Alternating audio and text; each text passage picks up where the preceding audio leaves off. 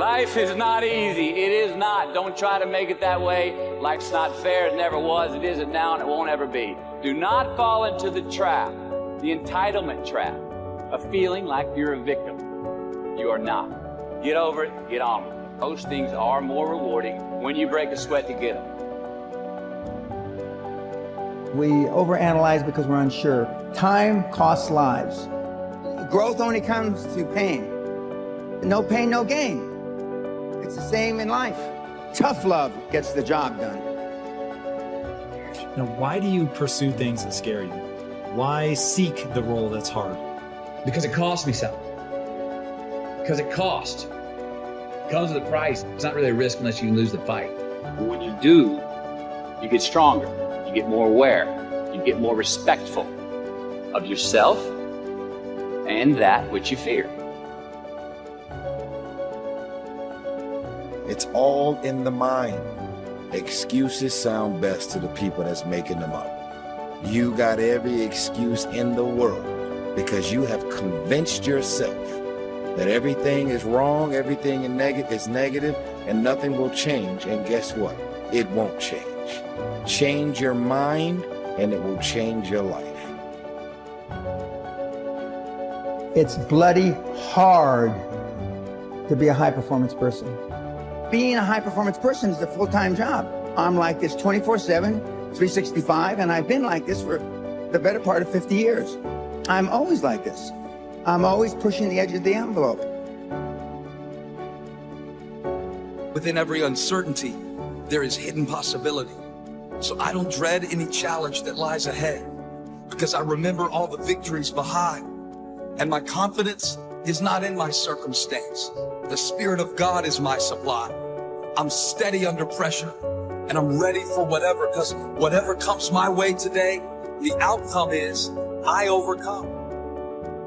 Most people procrastinate because they're unsure, so just do it. Efficiency, accountability. If you want $1 million, you'll make $1 million. Service and the significance that you bring to your service is that which is lasting. Here's the key. Learn from every mistake. The real truth is that service and significance equals success.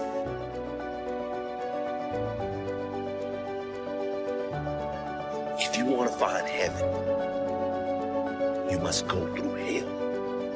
If you want to find growth, you must first go through resistance. Go through pain. You have to go through hell to get the results. Go through hell to get to your heaven. I cannot grow without pain. I will not grow without pain. Pain is my friend. Pain is my gift from the gods of growth. Pain is my employee. I order him to give me more. He isn't working hard enough. He must give me more in order for me to grow. See, sometimes we think the pain is what controls us. It's actually our subconscious mind. That if we ever tap into that, that's what dictates most of our lives. Because see, pain is tricky. Because if you don't control pain, it'll control you. Think about what we do the moment we feel that, right? It's back to the two sides of fate, the two sides of pain. See, at that point, I feel like a victim. When you fall down, what makes your mentality change? If there's a great situation or there's a bad situation, how do you dictate that based on the level of pain? Because I think that's where we're getting in trouble at. And so when I started cycling, when I started going to see these doctors, I realized that I turned my greatest pain into my greatest achievement. Well, sometimes your greatest pain, it ain't even about you. It's about a greater purpose. I believe it. Once you become obsessed with something, obsessed, it's okay to be unbalanced for a while. It's okay. Don't be all this stuff people say, you gotta be balanced. Then you get balanced once you become great. And then you help other people become better from you being the best in the world. I'm trying to be the best I can to give you the best that I am. And it takes being fucking obsessed to where people think you're crazy. Become obsessed with being great. It changes everything.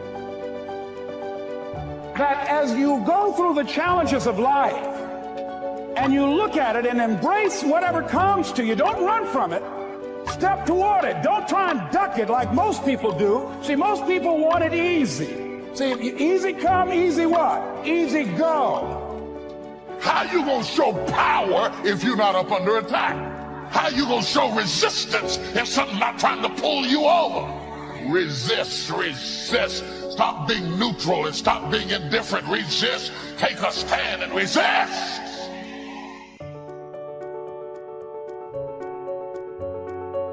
The last time I took an English class, my English teacher told me I was the weakest writer she ever met in her entire life. And the same year I took a speech class, and my speech teacher, he said, quote unquote, Ms. Nichols, I recommend you never speak in public, that you get a desk job. It was demotivated people, sad people hurt. Sad people make other people sad. Bottom line, don't take it personal, hurt people hurt.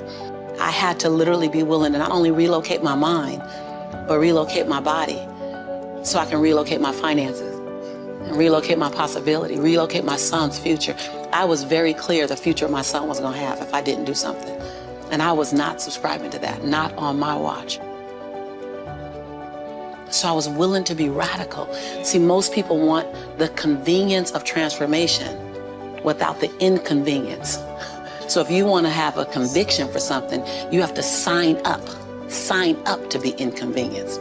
We're trying to find convictions and passion and breakthrough on the inside of our box. Well, when you realize that the box doesn't even exist, and so when you start thinking like that, all of a sudden, everything is possible. So I disrupt people when I say, you want to make me extraordinary, because it lets you off the hook. What if you do? What if the God that we call God, the divine, whatever your faith is, what if there's no partial? It's not going to give me a hookup and not give you one. Not going to give me an opportunity and not give you one. I'm just not going to stop because I believe all things are available to us. I'm just willing to go after them. Are you willing? And then that is so disruptive because then you got to make a decision. Because it's easier to live inside the parameters of, well, as a black woman, well, as born and raised in South Central, well, I'm dyslexic.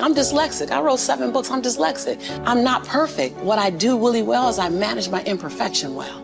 And so we're all waiting for perfect. It's an illusion that will never come to you, and it's an excuse to never show up and play. Your story is not meant to be your fortress. Your story is meant to be your fuel.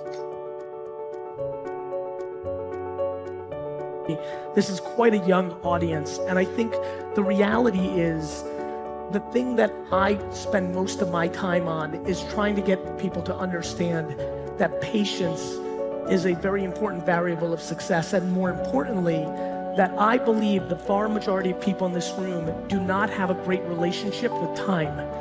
I am fascinated by people in this room who are stressed at the ages of 18 and 22 and 25 and 29, like they're running out of time.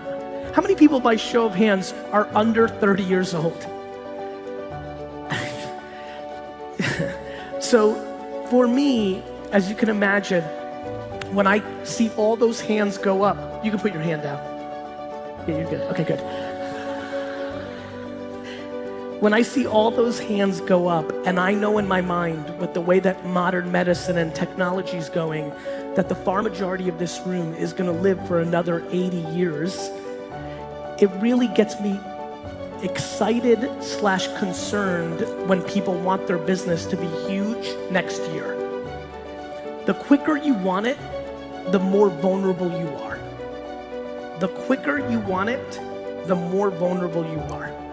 And what has been very fascinating for me is, even though on YouTube and Instagram and maybe some of the places you guys see me, maybe my energy is high, maybe my style of communication is fast, but my business actions are extremely slow.